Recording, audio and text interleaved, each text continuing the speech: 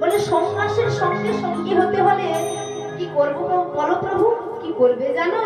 ওই যে আমি যেখানে ঘুমাই আমার কোনো স্থিরতা থাকে না, যা পাই তা খাই, গাছের ফল, গাছের পাতা, ঝর্ণার জল, সেইগুলোই আমি যা পাই তা খাই। তোমাকে তাও খেতে হবে, আমি যেমন থাকবো তোমাকে তেমনই খেতে হবে, তেমনই শুতে হবে। কিন্তু হ্যাঁ, তা তো আমি করবো, তা তো তুমি করবে, কিন্তু বলো তো তোমার মনে কি কোনো বাসনা হয়েছে? শোনো, সংসার থেকে যখন কেউ সন্ন্যাস হয়ে যায় তার মনে অনেক বাসনা রয়। বলো তো গোবিন্দ, তোমার মনে কোনো বাসনা রয়েছে কি? বলে হ্যাঁ, বাসনা তো আমার অবশ্যই আছে প্রভু। আমার এই বাসনা মনে মনে আমি যাব বৃন্দাবনে,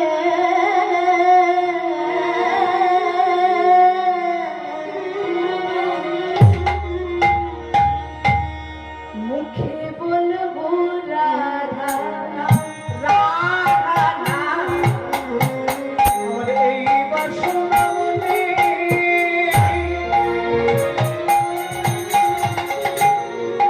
আমি যাব বৃন্দাবনে,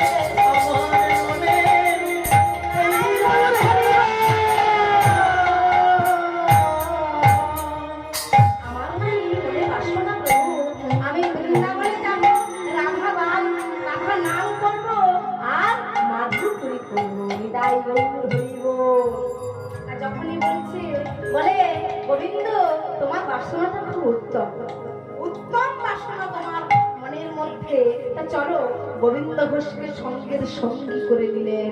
কিন্তু করে নিলেন বটে, তবে ছলনাময় গৌর হরি তিনি ছলাকলা প্রত্যেক ভক্তের সঙ্গে তিনি করেন, ভক্তকে পরতে পরতে যাচাই করে নেন। মায়েরা একটা কথা বলবো কি বাবা?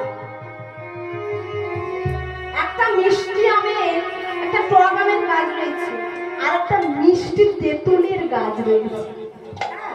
আম টক হয়, টক আম, আর তেঁতুলও টক হয়, কিন্তু কোনো ঘরে কোনো জাতে যদি একটা মিষ্টি তেঁতুল গাছ রয় না, সেই মিষ্টি তেঁতুল গাছ আর মিষ্টি আম গাছ দাঁড়িয়ে থাকলে পাড়ার ছেলেরা বাবা, পাড়ার ছেলেরা সর্বপ্রথমে কোন গাছে গিয়ে ঢিল মারবে?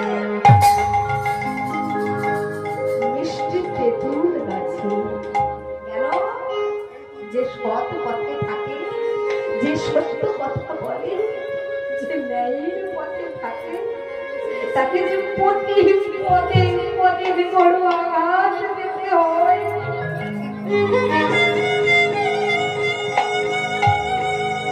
আমরা ভগবানকে ভালোবাসতে জানি না, তার ঋণ সে আমাদের জন্য কি করেছে আমরা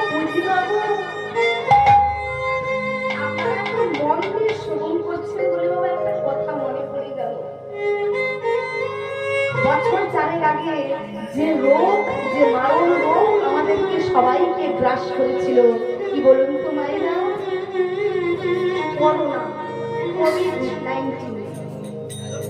তা সে কোভিড-19 এত ভয়ঙ্কর, এত ভয়াবহ যে কত আমাদের আত্মীয় স্বজনকে চোখের সামনে হারাতে হয়েছে। তা এই রোগে আক্রান্ত হয়েছিল বাবা কলকাতার একজন বড় ব্যবসায়ী। তা সেই বড় ব্যবসায়ী আক্রান্ত যখনই হলো বাবা, সে আক্রান্ত হওয়ার সঙ্গে সঙ্গে ভালোভাবে নিঃশ্বাস নিতে পারছে না, ভালোভাবে প্রশ্বাস নিতে পারছে না। তাই অক্সিজেনের এত অভাব, অক্সিজেনের অভাবে সে ছটফট ছটফট ছটফট করছে। তার ঘরের আত্মীয় স্বজনরা তাকে কলকাতায় ভালো প্রাইভেট নার্সিং হোমে ভর্তি করে দিল। দিন দিন ধরে সুচিকিৎসা করার ফলে অক্সিজেন দিয়ে যখনই ওই কলকাতার বড় ব্যবসায়ীকে সুস্থ করে তুলল, দিন দিন পরে যখন তার ছুটি হলো, ওই হসপিটাল কর্তৃপক্ষ, নার্সিং হোমের কর্তৃপক্ষ বাবা ওই বৃদ্ধের হাতে তার বিলটা, 3 দিনের যে বিল হয়েছে অক্সিজেনের, সেই বিলটা ধরিয়ে দিল।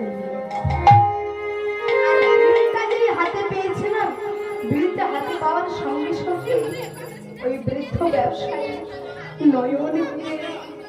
নয়ন দিয়ে অশ্রু গড়িয়ে একদম চোখের জলে তার বুক ভেসে যাচ্ছে।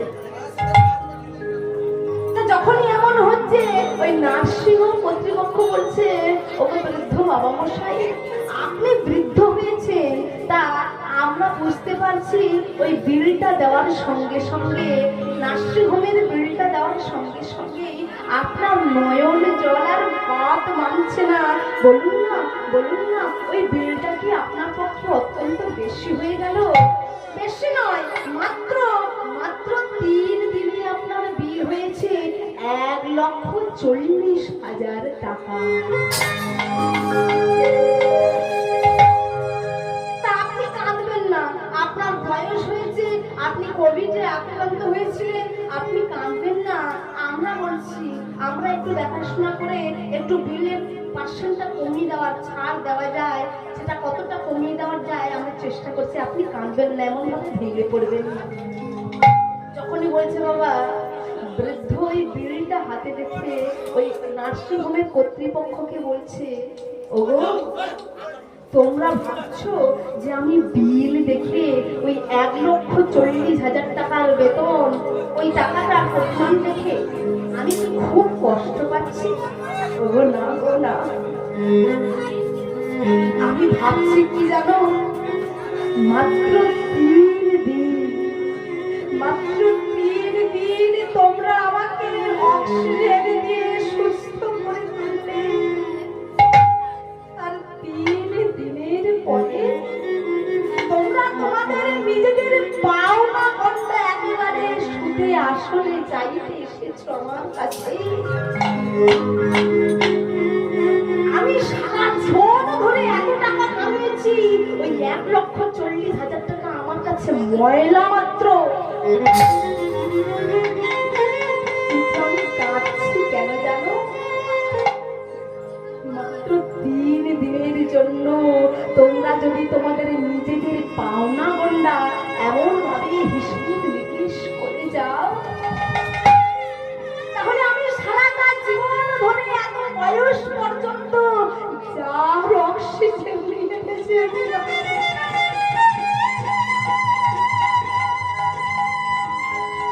কোনোদিনই তো আমি তার ভাবনা ভাবিনি না, আমি তো কোনোদিন তার ভাবনা ভাবিনি। সংসারের ব্যবসায় ব্যস্ত থাকতে থাকতে আমি তো কোনোদিন তার নয়নের দিকে একবারও তাকাইনি। আমি তো কোনোদিন জানতে চাইনি, ওগো ঠাকুর, তুমি আমার অক্সিজেন দিয়ে বাঁচিয়ে রেখেছো, সুন্দর করে এই ধরিত্রী মাতাকে সাজিয়ে দিয়েছো, নদীর জল, বৃক্ষে ভরা ফল, সেগুলো শোষণ করে গ্রহণ করে আমি বেঁচে আছি। আজ 80 বছর বয়স পর্যন্ত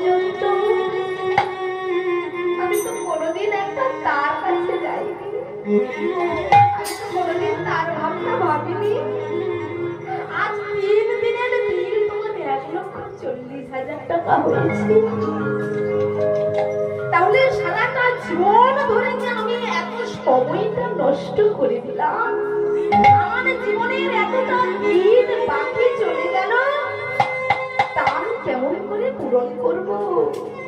তা আমি কেমন করে পূরণ করব? তা তোমাদের কাছে আমি হাত জোর করে বলছি, আমার না বড় একটা রোগ হয়েছে, জানো? রোগ? হ্যাঁ হ্যাঁ, আমার রোগ হয়েছে। তোমরা পারবে? তোমরা যদি না পারো আমাকে আমেরিকায় নিয়ে চলো, তোমরা যদি না পারো আমাকে লন্ডনে নিয়ে চলো, ফ্রান্সে নিয়ে চলো, মাদ্রাজ নিয়ে চলো, চেন্নাই নিয়ে চলো, যেখানে খুশি হয় নিয়ে চলো না কেন, আমার রোগ সারিয়ে দিতে হবে। কি রোগ হয়েছে, কি রোগ সারাতে হবে? শোনো, তোমরা কেউ পারবে? আমার যে 80 বছর বয়স হয়ে গেছে, এটাকে কমিয়ে আমার সেই ছোটবেলার যে বয়স, 80 বছর বয়স থেকে 16 বছর বয়সে ফিরিয়ে নিয়ে যেতে সময় করিয়া পত্রী ধরিয়া যেবা চলে দ্রুতগতি, আবার অনায়াসে পাইছে আপন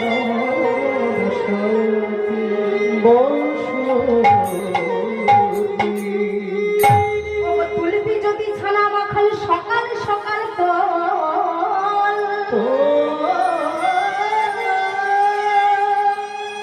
ছোটবেলায় শিশুবেলায় কৃষ্ণ ভজন, বৃদ্ধেতে বাধাই গণ্ডগোল।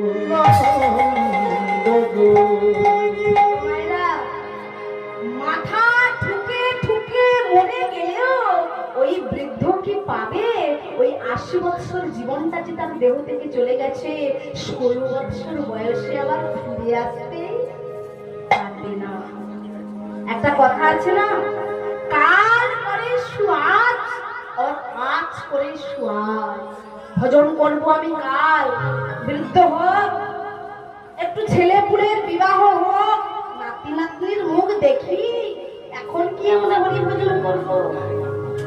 বয়স একটু হোক, মাছ মাংস ছাড়ি, এখন তো সুন্দর করে আছি, এখন একটু একটু স্বাদ পেয়ে নি।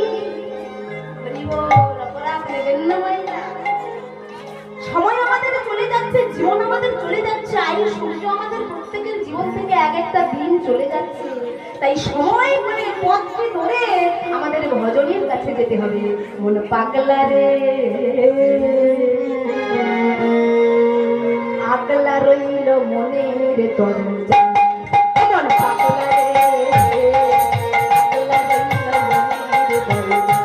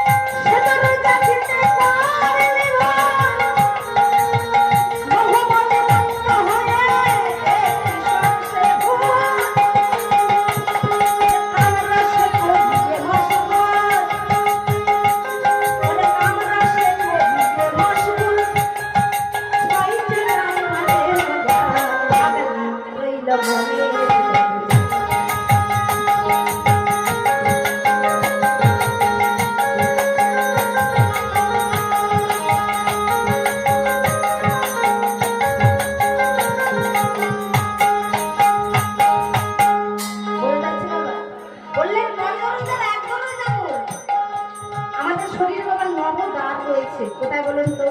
দুটো চোখ, দুটো কান, দুটো নাকের ছিদ্র, মুখ, পায়ু, উপস্থিত। তা নবরোজার এক দরজা মূল, এতগুলোর মধ্যে একটা মূল রয়েছে। কোনটা বলুন তো মায়েরা? হরি বল বলুন, বলতে পারবেন না? নবদ্বার, নবদ্বারের মধ্যে মূলটা হয়েছে বাবা এই যে ৯ দরজার এক দরজা মূল। এই চোখ সবসময় সুন্দর বস্তুর দিকে যায়। ওই রে বাবা, ওই রাস্তা দিয়ে একটা সুন্দর মেয়ে চলে যাচ্ছে,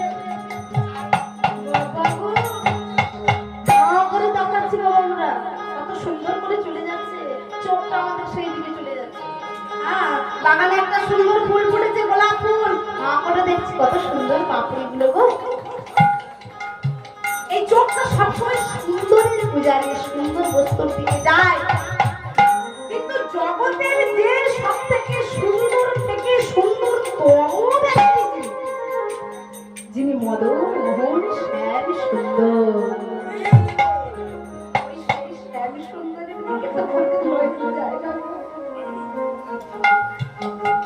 সেই স্বামী সুন্দরের চোখে চোখ দিয়ে আমরা তো ওই চোখটাকে আটকে রাখতে পারি না। যে আমার সারা জীবনের সঙ্গী, যে আমার শেষের দিনের সঙ্গী, যে আমার কারকর্তা, যে আমার উদ্ধার কর্তা। সংসারের মধ্যে স্ত্রী আমায় ভুলে যাবে, ওই স্ত্রী আমায় ছেড়ে একদিন চলে যাবে, ওই যে স্বামী গো মায়েরা, ও স্বামী তো দুদিনের স্বামী। যেদিন সময় আসলো স্বামী আপনাকে ছেড়ে চলে যাবে, কিন্তু যে জগৎ স্বামী, তাকে যদি আপনি একবার স্বামীর আসনে বসান না, সেই স্বামীকে আপনি কোনোদিন, ওই স্বামী আপনার কাজ ছাড়া হবে না। কোনোদিন আপনি বৈধব্য জ্বালা পাবেন না যদি মনের মধ্যে ঠিক ভাবে ঠিক আসলে তাকে বসানো যায়। ভগবানকে লাভ করার জন্য আমার ৯টি সিঁড়ি রয়েছে। শরণং কীর্তনং বিষ্ণু শরণং পাদ সেবনং অর্চনং বন্দনং দশ শান্ত আত্মা নিবেদনং। যে কোনো একটা অনুসরণ করলে কিন্তু আপনি তাকে পাবেন। আজ গোবিন্দ ঘোষ আনন্দিত হয়েছে যে গৌর হরি তাকে সঙ্গের সঙ্গী করে নিয়েছে। আর যখনই গোবিন্দ ঘোষকে সঙ্গের সঙ্গী করে নিয়েছে বাবা, গোবিন্দ ঘোষ তো চরণাময়, হরি বল, গৌর হরি তো চরণাময় বাবা। ভক্তকে পরতে যাচাই করে নেন। তা বললেন গৌর হরিকে আমি গোবিন্দকে সঙ্গের সঙ্গী করেছি ঠিক কথা, কিন্তু না, ওকে দিয়ে আমি একটা নূতন লীলা প্রকাশ করব অগ্রদ্বীপের মাটিতে। ওকে দিয়ে আমি এই অগ্রদ্বীপের মাটিতে, কাটোয়ার মাটিতে আমি রাধা গোপীনাথের লীলা প্রকাশ করব। আর যখনই মনে ভাবা তখনই কাজ। ভক্তের সঙ্গে শুরু হয়ে গেল, ভক্তের সঙ্গে ভগবানের শুরু হয়ে গেল বাবা লড়াই। কেমন ভাব? ভক্ত এমন ভাবে প্রেমের দড়ি ভগবানকে বাঁধে বাবা, ভগবান চাইলেও ইচ্ছা করলেও কিন্তু সেটা উপেক্ষা করতে পারেন না, কোনোভাবেই পারেন না। এমন ভাবে ভগবান মনে মনে ভাবছে, গৌর হরি মনে মনে ভাবছে, গোবিন্দ ঘোষ এমন ভাবে প্রেমের ডোরে আমাকে বেঁধেছে, কেমন করে তা ওই বন্ধনকে ছিন্ন করব। গোবিন্দ গৌর হরির চরণে নিবেদন করেছে, প্রভু অকৈত কৃষ্ণ প্রেমে যেন জাম্বু না দোহে, সে প্রেম লীলকে না হয়, যদি হয় যোগ তার না হয় বিয়োগ, যোগ হলে কভু না যায়। তুমি আর যাই কিছু করো না কেন, তুমি যেন আমায় কোনো সঙ্গ ছাড়া করো না। আমি যে তোমায় ভালোবাসি, তুমি যদি আমাকে কোনোদিন ছেড়ে চলে যাও না প্রভু, তোমার যে ওই বিরহ জ্বালা, তোমার যে ওই বিরহ যন্ত্রণা, অকৈত কৃষ্ণ প্রেম যেন জাম্বু না দোহে, ওই প্রেম লীলকে না হয়, যদি হয় যোগ আর যোগ, ভক্তের সঙ্গে ভগবানের যোগ, পরমাত্মার সঙ্গে জীবাত্মার যোগ, একবার যোগে যোগে যোগাযোগ হয়ে গেলে আর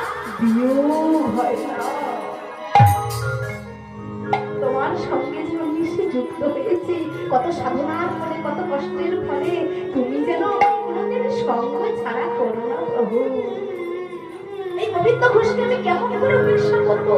কিন্তু না, লীলা তো আমাকে প্রকাশ করতেই হবে।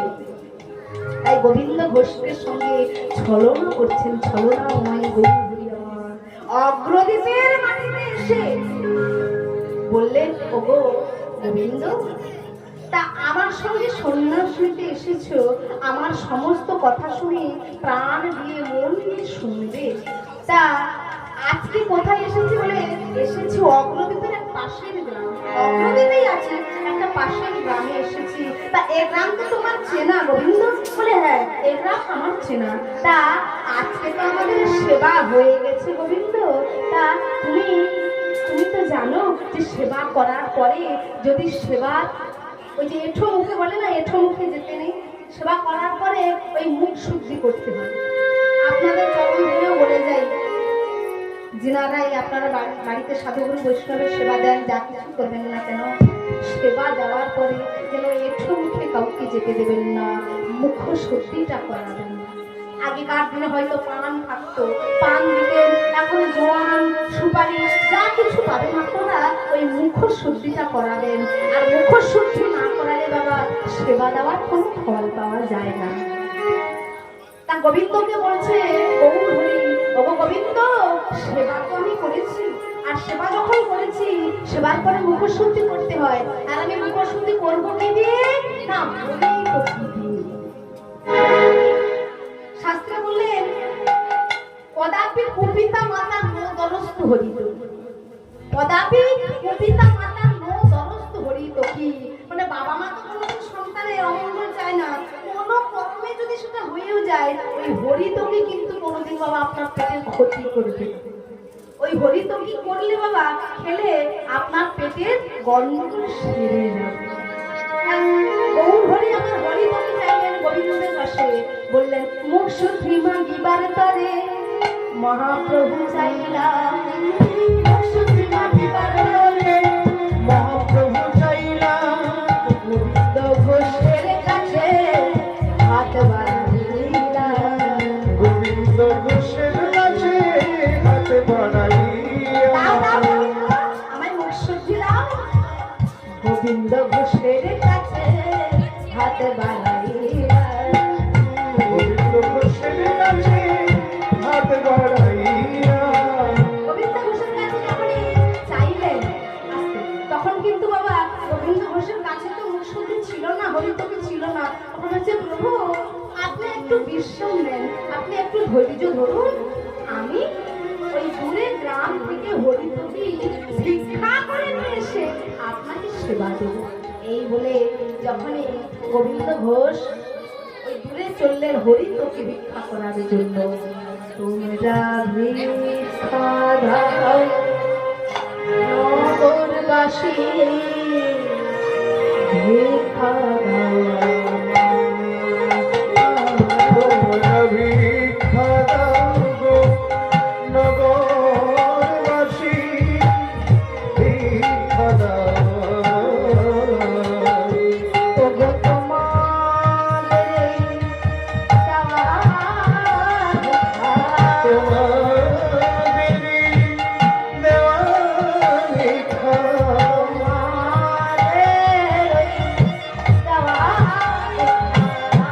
তোমাদেরই দেওয়া ভিক্ষা।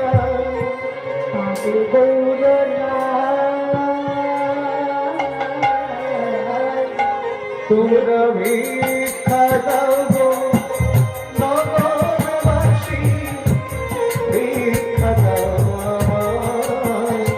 তোমরা ভিক্ষা দাও গো নগরবাসী, ভিক্ষা দাও আমায়। অগ্রদীপবাসীর কাছে ওই হরিতকি যখনই ভিক্ষা করলেন, হরিতকি ভিক্ষা করার পরে একজন ব্রজবাসী হরিবল ওই অগ্রদীপবাসী এসে বাবা যেই হরিতকি দিয়েছে আনন্দ উৎফুল্লিত হয়ে ওই গোবিন্দ ঘোষ মহাপ্রভুর কাছে ছুটতে ছুটতে এলে যাই, আমি প্রভুর কাছে যাই, আমি প্রভুকে হরিতকিতে সেবা দিই। কিন্তু হ্যাঁ, এইখানেই গোবিন্দ ঘোষের কাল নেমে এলো।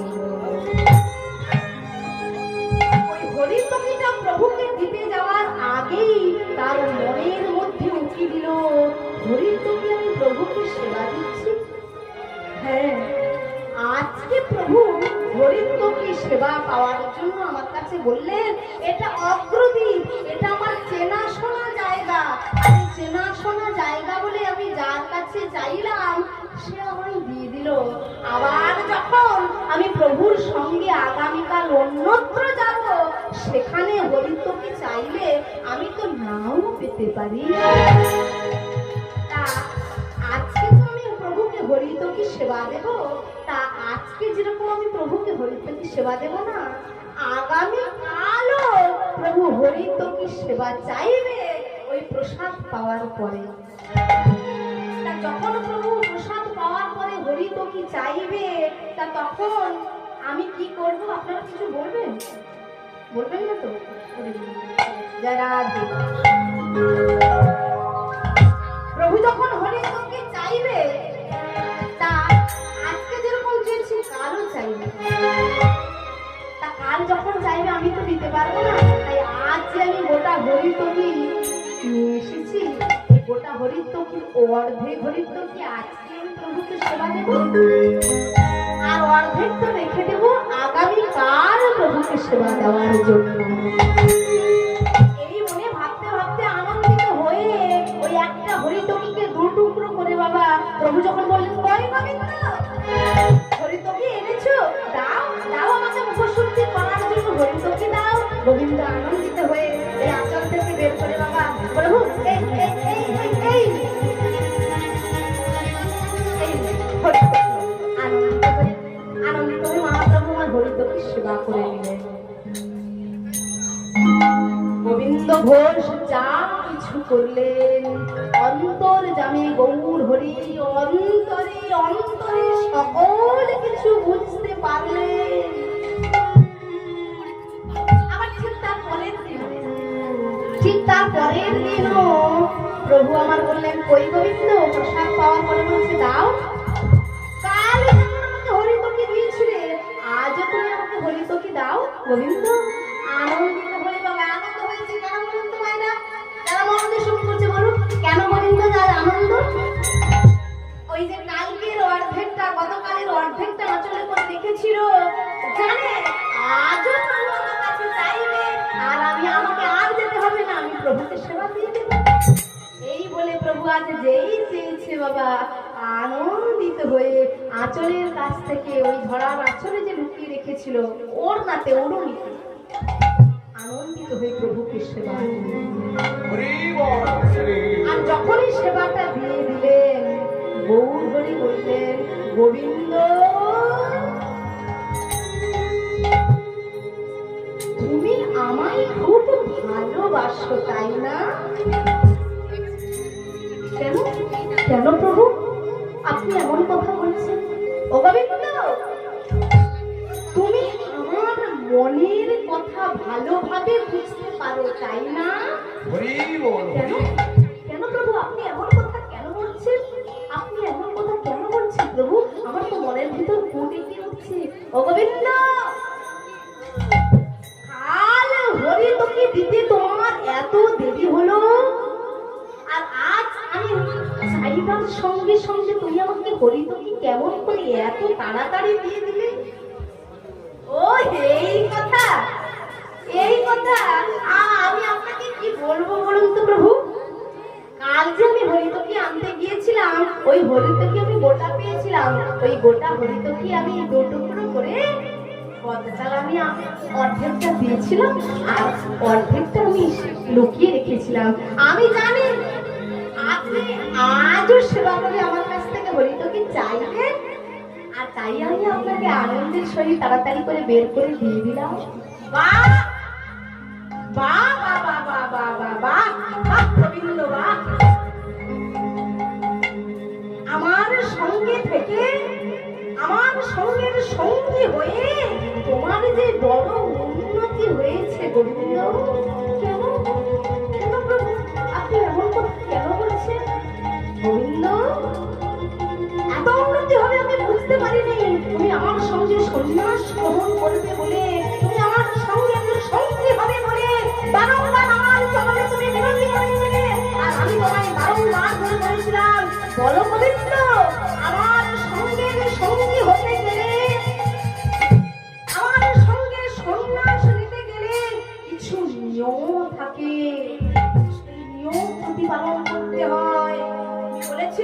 আমার মনে কোনো বাসনা নেই, আমার মনে একটাই বাসনা যে আমি বৃন্দাবনে যাব, রাধা নাম স্মরণ করবো, ব্রজবাসের দুয়ারে যাব। কিন্তু বা তোমার যে এত উন্নতি হয়েছে আমি তো কোনোদিনও ভাবতে পারি নাই গোবিন্দ। প্রভু, কেন আপনি এমন কথা বলছেন? আমি কি ভুল করেছি? আমি কি দোষ করেছি? আমি কি অপরাধ করেছি প্রভু? গোবিন্দ, কাল হরিতকে যাওয়ার জন্য তুমি দেরি করে দিয়েছিলে, আজ তুমি তাড়াতাড়ি দিয়েছিলে, কারণ তুমি তোমার